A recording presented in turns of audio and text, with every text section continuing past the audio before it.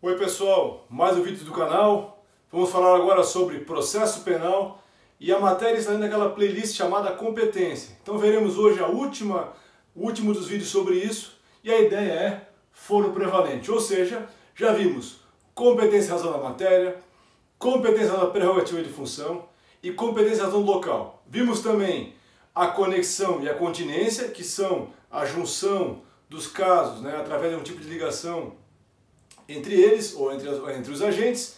E agora veremos então, havendo conexão ou havendo continência, qual é o foro prevalente. Bom, a regra é muito simples, a regra é o julgamento é de todas as infrações penais e de todos os agentes no mesmo processo. Isso é a regra.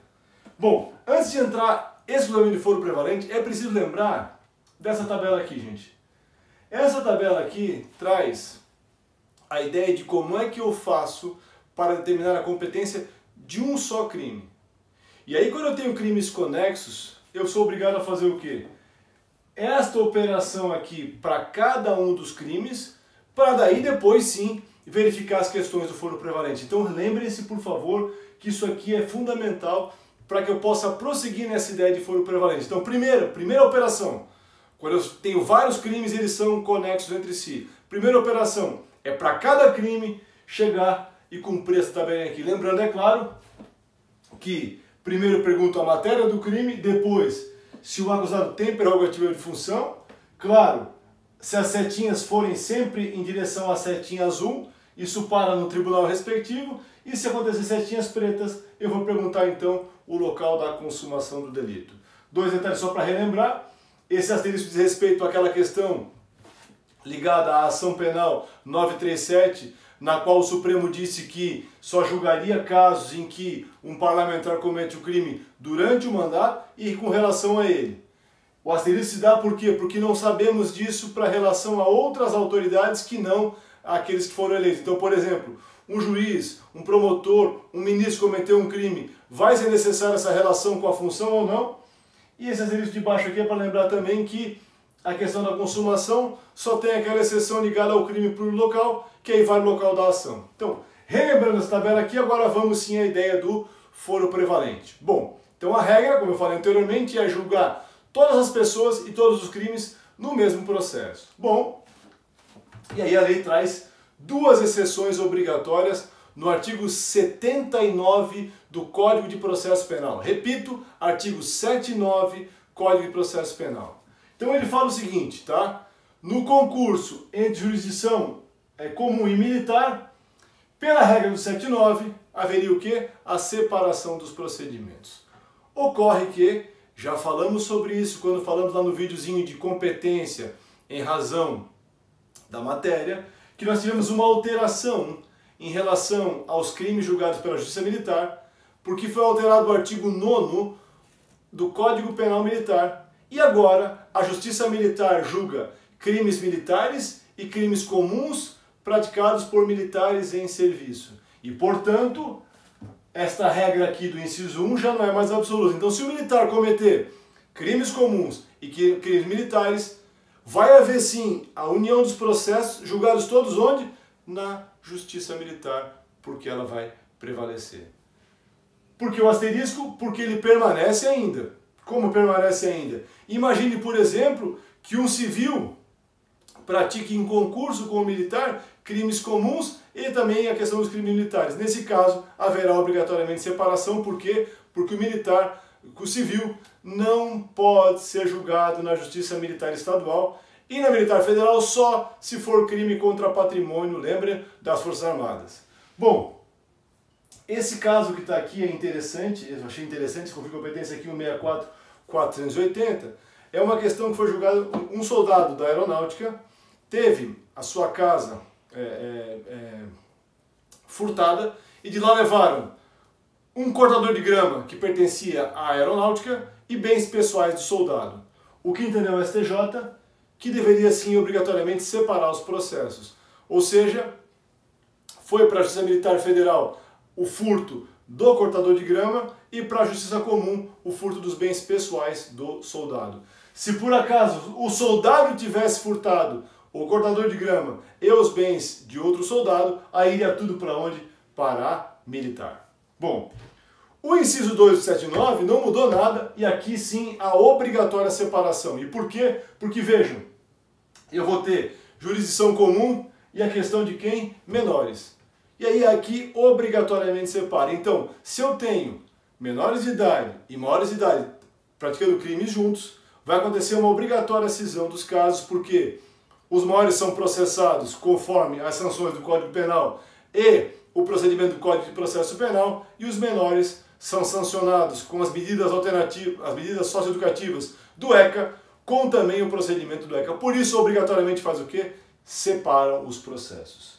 E nós temos uma terceira exceção à regra de junção dos processos, que é o artigo 80, que traz um critério, vejam só, facultativo do juiz. Há um problema aqui, há um exagero na separação dos processos, porque há uma faculdade do juiz. Vejam, gente, a regra é juntar os processos. A exceção é a separação. Portanto, eu preciso seguir com parcimônia para evitar que tenha esse problema de separar qualquer tipo de caso. A critério do juiz seria uma justificativa concreta. Então, mas a ideia aqui é a seguinte: o juiz, se por acaso a junção dos processos dificultar o trabalho, ou tornar impossível o trabalho, ou tumultuar o trabalho, poderia daí sim separar os processos. Imagine um caso que tenha, sei lá, 50 réus, 60 réus, 100 réus. É impossível que eu julgue um processo com 100 réus, né, sem que isso dê muitos problemas no julgamento. E, portanto, eu vou separar isso, né, para evitar esse tipo de problema. É claro, para manter a ideia de julgamento coeso, separam-se os processos, mas fica, via de regra, tudo no mesmo juízo, salvo quando eu tenho julgamento de instâncias diferentes. Vou falar disso daqui a pouquinho, tá, gente? Bom, então, feitas as exceções, agora vamos então aos critérios de foro prevalente. Então, fizemos aquela tabela lá para cada um dos crimes, os crimes são conexos. E eu vou fazer o seguinte: qual prevalece? Comum ou especial? Resposta: prevalece a especial. Então, num concurso entre justiça comum e militar, prevalece qual? A justiça militar. Tá? Da mesma forma, num concurso entre justiça comum e eleitoral, prevalece qual? A eleitoral. Este caso aqui, o agravo regimental da ação penal 865 do Distrito Federal, não, essa não, desculpem, a petição 5801 do agravo regimental do STJ, do STF, é bem interessante. Foi um caso, que inclusive ganhou muita mídia esse caso, foi um caso em que o Ministério Público denunciou crimes conexos de lavagem de dinheiro e eleitorais em lugares distintos, ou seja, a lavagem na federal e o crime eleitoral na eleitoral. Vários recursos sucederam a esse respeito, até que o Supremo disse o seguinte: não, a conexão entre a lavagem e o eleitoral, acontece o quê? Vai tudo para onde? Para a eleitoral, com base então nessa primeira pergunta que nós fizemos. Então, se houver uma especializada, vai para a especializada. Bom, não havendo especializadas, então, mas há comum e federal, qual prevalece? Prevalece a federal, conforme a súmula 122 do STJ. Então, no concurso entre justiça comum e federal, prevalece a federal. Certo? Próxima questão, próximo ponto. Algum dos acusados possui prerrogativa de função? Se sim, a ideia é que vá tudo para o tribunal onde esse acusado possui prerrogativa de função.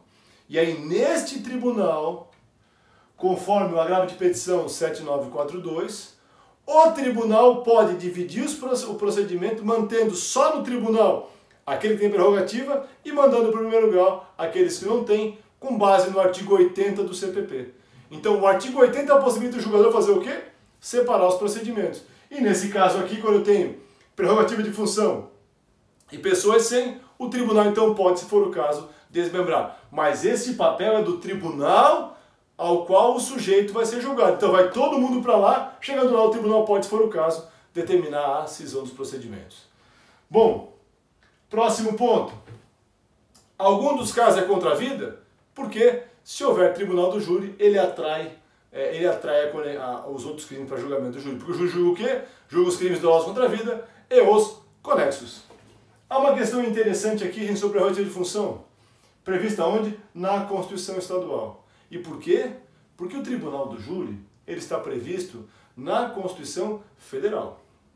Então, se houver entre as pessoas que cometeram os crimes, um deles que tem a prerrogativa de função da Constituição Estadual, vai acontecer o quê? Vai prevalecer o tribunal do júri. Por quê? Porque o tribunal do júri tem previsão constitucional. Então, entre a norma constitucional federal e constitucional estadual, a federal prevalece. Por outro lado, se a prerrogativa de função for prevista na Constituição Federal, ela prevalece sobre o júri, porque como ambos estão na federal, a norma mais específica é que prevalece. Então, por exemplo, se um promotor mata uma pessoa, como a prerrogativa de função dele está na Constituição Federal, o caso vai para onde? Para o Tribunal de Justiça e não para o Tribunal do Júri. Bom, e o último critério, então, se for tudo igual, tudo a mesma coisa, são essas três perguntas aqui. Bom, prevalece o local do crime mais grave.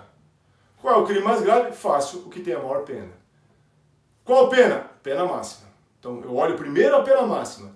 A pena máxima é igual. Olha o que agora? Pena mínima. Olhei a pena mínima.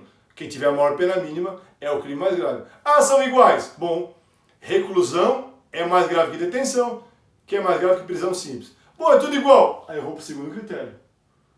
Local no qual ocorreram o maior número de crimes. Sendo tudo igual, o critério é prevenção. Então, o último critério é a prevenção. Para acabar o videozinho, vamos a um exemplo só, gente. Olha só. Imaginem que uma associação criminosa praticou esses crimes aqui, furto, roubo, latrocínio, homicídio doloso, todos em conexão, certo? Quem julga esse caso aqui? Resposta bastante fácil, bastante simples. Vai ser quem? Florianópolis, porque foi lá que aconteceu o homicídio doloso e é tribunal do júri, ele atrás dos demais. Normalmente as pessoas erram porque pensam que é onde? Biguaçu, porque houve aqui o latrocínio que seria o crime de maior pena, estão vendo aqui? Só que a questão é, esse critério é o último. Primeiro eu preciso verificar o quê? Naquela ordem de perguntas, se há algum doloso contra a vida. Certo? Então esse foi o último vídeo sobre competência. Qualquer dúvida, por favor, bote um comentário no canal ou nos mande lá no @RodrigoVillalavaega no Instagram. Obrigado, pessoal!